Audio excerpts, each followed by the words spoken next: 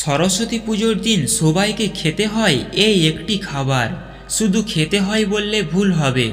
এই একটি খাবার না খেলে আমাদের সরস্বতী পুজো যেন অসম্পূর্ণ থেকে যায়। আমরা ছোটবেলা থেকেই দেখে আসছি, এই একটা জিনিসের জন্য আমরা মাসের পর মাস অপেক্ষা করি, কিন্তু পুজোর আগে ভুল করেও সেটা মুখে দিই না। অনেকে মনে করেন এটা শুধু একটা কুসংস্কার, কিন্তু আপনি কি জানেন এই খাবারটি খাওয়ার পেছনে লুকিয়ে আছে আপনার জ্ঞান, বুদ্ধি এবং একাগ্রতা বাড়ানোর এক গভীর আধ্যাত্মিক রহস্য। কেন এই খাবারটি না খেলে বিদ্যার দেবীর আশীর্বাদ পাওয়া যায় না? কেন একটি সাধারণ ফল আমাদের ব্রেন বা মস্তিষ্কের জন্য এত অসামান্য মহৌষধ?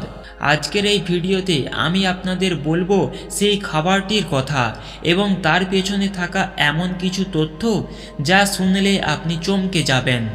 ভিডিওটির একদম শেষে আমি বলবো কেন এই খাবারটি খাওয়ার সময় একটি বিশেষ নিয়ম মেনে চলতে হয়। সেটা জানবার আগে আপনি যদি চ্যানেলে নতুন হয়ে থাকেন তাহলে ভিডিওটিতে লাইক দিয়ে চ্যানেলটি সাবস্ক্রাইব করে রাখুন, আর কমেন্ট বক্সে লিখুন জয় মা সরস্বতী। মা সরস্বতী হলেন শুদ্ধতা, শুভ্রতা এবং জ্ঞানের দেবী। তিনি আমাদের ভেতরের অন্ধকার দূর করে আলোর পথ দেখান। কিন্তু এই জ্ঞান বা বিদ্যা কেবল বইয়ের পাতায় থাকে না।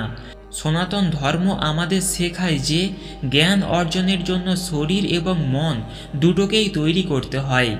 দেবী সরস্বতীর হাতে যে বীণা আছে তা হলো আমাদের শরীরের ভেতরে থাকা নাড়ি বা শিরার প্রতীক। বীণার সুর যেমন ঠিকঠাক তারে টান দিলে সুন্দর শোনায়, আমাদের বুদ্ধিও তখনই কাজ করে যখন আমাদের শরীর শুদ্ধ থাকে। আর এই শুদ্ধতা আসে আমাদের আহার থেকে। সরস্বতী পুজোর দিনটি কেবল একটি উৎসব নয়, এটি হলো আমাদের ইন্দ্রিয়কে নিয়ন্ত্রণ করার একটি পরীক্ষা। আমরা প্রতিদিন যা খাই তার একটা সূক্ষ্ম প্রভাব আমাদের চিন্তার ওপর পড়ে। আপনি খেয়াল করবেন, অতিরিক্ত মশলাযুক্ত খাবার খেলে মন চঞ্চল হয়ে যায়, কিন্তু সরস্বতী পুজো আমাদের সাত্ত্বিক আহারের কথা বলে। এই দিনে যে বিশেষ খাবারটি খাওয়ার কথা বলেছে তার সাথে আমাদের মস্তিষ্কের নিউরন বা স্নায়ুর এক অদ্ভুত সম্পর্ক আছে। জ্ঞান অর্জনের জন্য দরকার স্থিরতা, আর সেই স্থিরতা আসে ধৈর্য থেকে। এই খাবারটি আমাদের সেই ধৈর্য ধরতে শেখায়। মা সরস্বতী চান তার সন্তানরা যেন কেবল মুখস্থ বিদ্যা না শেখে, বরং তারা যেন প্রকৃত অর্থ বুঝতে শেখে। তার এই বোঝার ক্ষমতা তখনই বাড়ে যখন আমরা প্রকৃতির সাথে তাল মিলিয়ে চলি। এবার আসি সেই আসল কথায়। সেই বিশেষ খাবারটি কি? সেই ফলটি হলো কুল।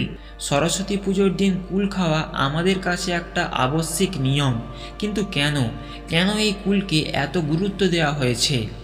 এর পেছনে একটা গভীর আধ্যাত্মিক ব্যাখ্যা আছে। মহর্ষি বেদব্যাস যখন পুরাণ রচনা করার সংকল্প করেন তখন তিনি সরস্বতীর নদীর তীরে কঠোর তপস্যা করছিলেন। তিনি সংকল্প নিয়েছিলেন যে যতক্ষণ না তার জ্ঞান সিদ্ধ হচ্ছে ততক্ষণ তিনি কেবল এই কুল বা বদ্রি ফল খেয়ে বেঁচে থাকবেন। তিনি দিনের পর দিন, মাসের পর মাস অপেক্ষা করেছিলেন। এই কুল হলো সেই অপেক্ষা এবং ধৈর্যের প্রতীক। বিদ্যা বা জ্ঞান কখনো রাতারাতি পাওয়া যায় না, এর জন্য দীর্ঘ সময় সাধনা করতে হয়। আমরা যখন সরস্বতী পুজোর আগে কুল খাই না, তখন আমরা আসলে মহর্ষি বেদব্যাসের সেই সাধনাকে সম্মান জানাই। আমরা নিজেদের মনের ওপর নিয়ন্ত্রণ আনি। এই যে প্রিয় একটা ফল সামনে থাকা সত্ত্বেও আমরা পুজোর আগে সেটা খাচ্ছি না, এটাই হলো আমাদের সংকল্প। আর পুজোর দিন যখন আমরা সেই কুলটি মা সরস্বতীর চরণে নিবেদন করে প্রসাদ হিসেবে খাই, তখন সেটি আমাদের শরীরে এক ইতিবাচক শক্তি তৈরি করে। এই ফলটি খাওয়ার মাধ্যমে দেবীকে বলি, মা, আমি ধৈর্য ধরতে জানি, আমি আমার ইন্দ্রিয়কে জয় করতে জানি, এবার তুমি আমাকে জ্ঞানের আলো দাও। বৈজ্ঞানিক দিক থেকেও এই সময় কুল খাওয়ার গুরুত্ব অপরিসীম। মাঘ ও ফাল্গুন মাসে এই সন্ধিক্ষণে আবহাওয়ার পরিবর্তন হয়। কুল হলো এমন একটি ফল যা এই সময়ে আমাদের শরীরের রোগ প্রতিরোধ ক্ষমতা বাড়িয়ে দেয় এবং পেটের নানা সমস্যা দূর করে। কিন্তু শাস্ত্র এটাকে ধর্মের সাথে জুড়ে দিয়েছে যাতে আমরা নিয়ম করে এই দিনে প্রাকৃতিক ঔষধটি গ্রহণ করি। কুলের বীচি যেমন শক্ত হয় তেমনি আমাদের চরিত্রকেও শক্ত এবং মজবুত হতে হবে। এই শিক্ষায় লুকিয়ে আছে সেই খাবারের মধ্যে। তাই সরস্বতী পুজোর দিন তখনই আপনি সেই কুলটি মুখে দেবেন, তখন মনে রাখবেন এটি কেবল একটি ফল নয়, এটি আপনার ধৈর্যের ফল, এটি আপনার সংযমের প্রতীক। মা সরস্বতী কেবল তাদের ওপরেই প্রসন্ন হন যারা নিজের মনকে শাসন করতে পারে। এই বছর যখন আপনি অঞ্জলি দেবেন তখন কুলের এই গভীর অর্থের কথাটি মনে রাখবেন। কেবল নিয়ম পালন করার জন্য নয়, বরং শ্রদ্ধার সাথে এই প্রসাদ গ্রহণ করুন। মনে রাখবেন পবিত্র আহারই পবিত্র চিন্তার জন্ম দেয়, আর এই পবিত্র চিন্তাই মানুষকে প্রকৃত মানুষ হিসেবে গড়ে তোলে। মা সরস্বতী আমাদের সবার মনের জ্ঞানের প্রদীপ জ্বালিয়ে দিন। আমাদের বুদ্ধি হোক স্থির এবং লক্ষ্য হোক অবিচল। আজকের এই ভিডিওটি যদি আপনার ভালো লেগে থাকে তবে শেয়ার করুন সবার সাথে, যাতে সবাই আমাদের সংস্কৃতির এই গভীর অর্থগুলি বুঝতে পারে।